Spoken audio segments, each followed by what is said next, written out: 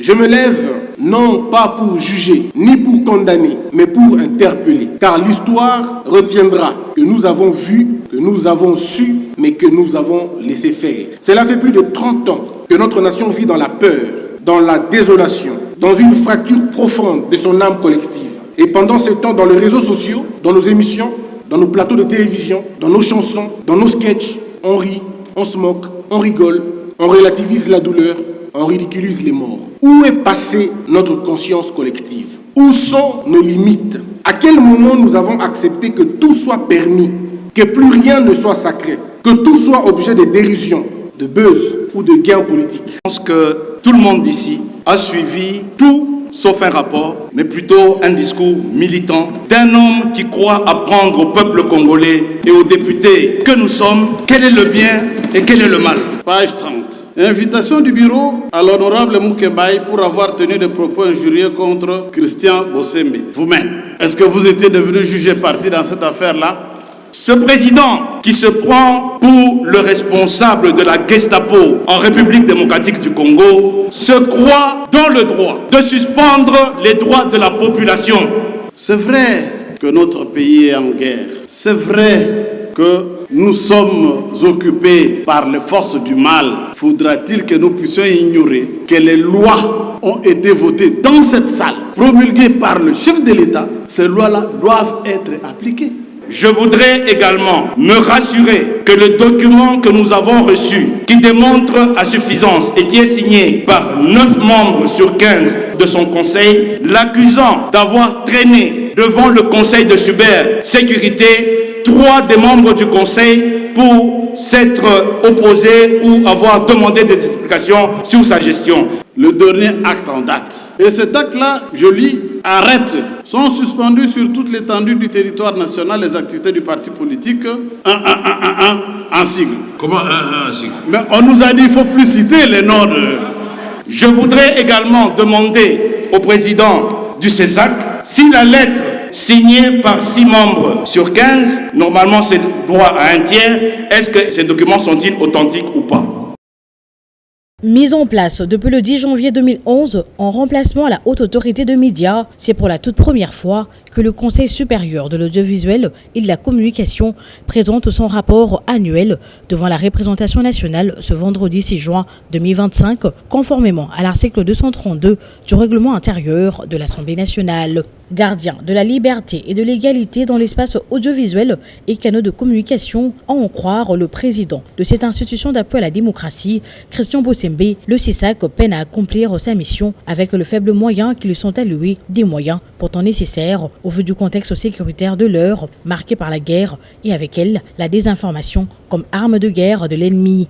Je me lève non pas pour juger, ni pour condamner, mais pour interpeller. Car l'histoire retiendra que nous avons vu, que nous avons su, mais que nous avons laissé faire. Cela fait plus de 30 ans que notre nation vit dans la peur, dans la désolation, dans une fracture profonde de son âme collective. Et pendant ce temps, dans les réseaux sociaux, dans nos émissions, dans nos plateaux de télévision, dans nos chansons, dans nos sketchs, on rit, on se moque, on rigole, on relativise la douleur, on ridiculise les morts. Où est passée notre conscience collective? Où sont nos limites? À quel moment nous avons accepté que tout soit permis, que plus rien ne soit sacré, que tout soit objet de dérision, de buzz ou de gain politique? À quel moment avons-nous accepté cela?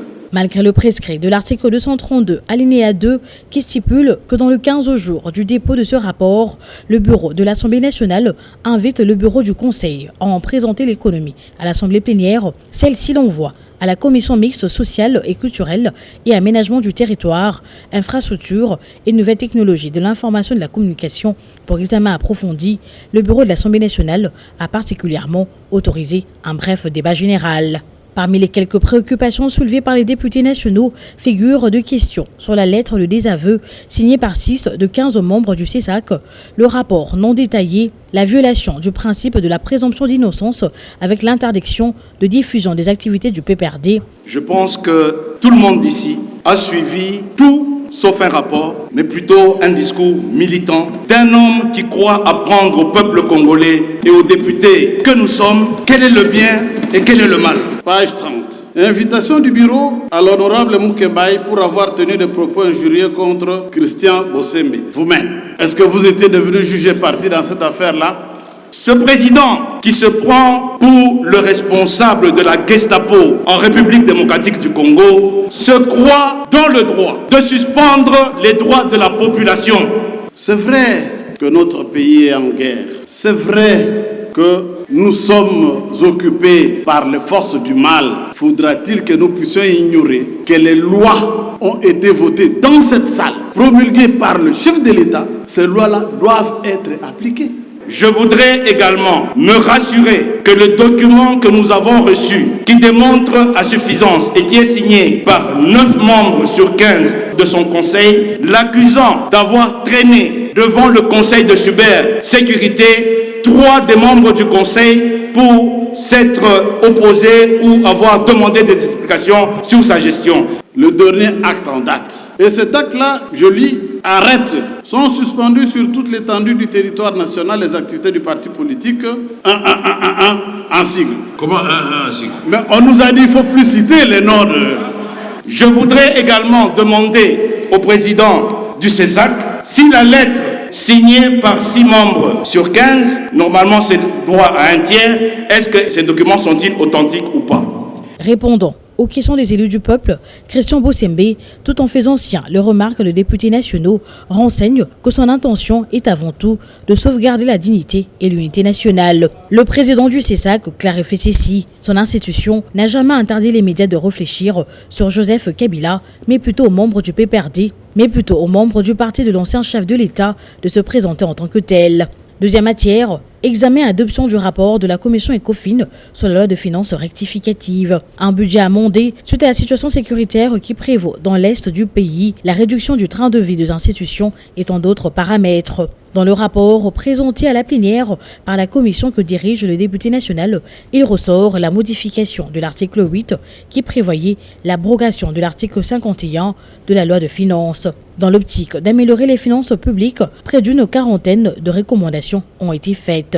Après un bref débat sur 381 députés nationaux qui ont pris part au vote, 376 ont voté pour, 0 contre et 5 abstentions. Au vu du résultat du vote, l'Assemblée plénière déclare recevable le rapport relatif à l'examen du projet de loi des finances rectificatives de l'exercice 2025.